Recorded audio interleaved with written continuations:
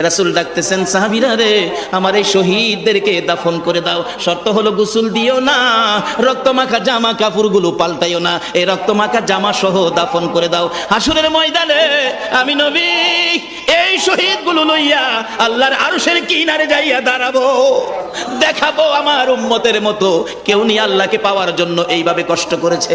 এবার দাফনের কাজ শুরু হলে কিতাব লেখে 69 জনের দাফন শেষ। 70-এর মাথায় আসওয়াদ দূরে পড়ে আছে।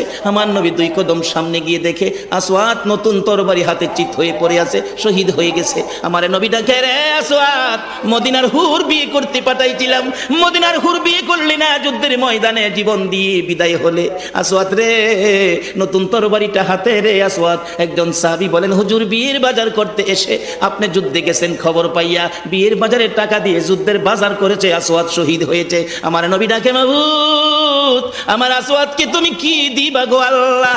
মদিনার হুর নিল না, রাসূলের পক্ষ নিয়ে জীবন দিয়ে দুনিয়ার থেকে বিদায় হলো, আমার আসওয়াদকে তুমি কি দিবা গো আল্লাহ? আসওয়াদের লাশটা ধরে ধরে কবরের দিকে নিয়ে আসতেছে। গোসল লাগবে না, কাফন লাগবে না, শুধু দাফন করে দিবে। আমার নবী আসওয়াদের কবরের পাশে দাঁড়াইয়া মুস্কি মুস্কি হাসতেছেন। সাহাবীরা আরজ করেন, ইয়া রাসূলুল্লাহ, এই কবরের পাশে হাসতেছেন কেন, ব্যাপার কি? আমার নবী বলেন, সাহাবীরা রে, আমি যা দেখি তোমরা তা দেখো না রে। সাহাবীরা, হুজুর কি দেখে হাসছেন জানতে চাই। সাহাবীরা, আমার আসওয়াদ মদিনার হুর বিয়ে করতে যাইয়া যুদ্ধের খবর শুনে বিয়ের বাজারের টাকা দিয়ে যুদ্ধের বাজার করে জীবন দিয়ে কবরে রওনা হয়েছে। আমি নবী আসওয়াদের কবরের পাশে দাঁড়াইয়া দেখি রে, আমার আসওয়াদের কবরে মদিনার হুরের পরিবর্তে আমার আল্লাহ জান্নাতের হুর পাঠাইয়া দিছে। এমন একটা বাজার যদি আমাদের জীবনে হয়ে যায়, আমরা করতে পারি, বলুন আমাদের লাভ হবে না লস হবে?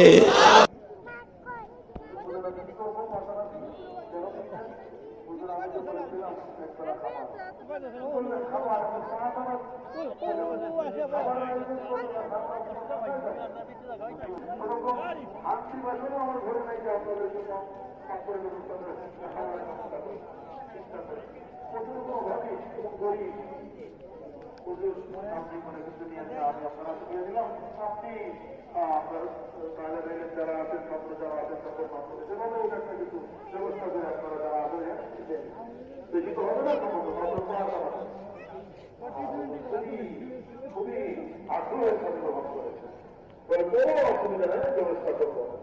আমি আজকে বলতে ব্যবস্থা করবো, তাহলে আপনিও আসেন, আপনি সেভাবে আমার যাই হোক উনি আর আসতে পারেন নাই। এখানে 4-5 জন ছিলেন, পরামর্শ করে সিদ্ধান্ত হলো যে আপনারা কি হবে, চাল, লবণ, তারপরে গুড়, ওই লবণ গুড় আর চাল দিয়ে এই খিচুড়ি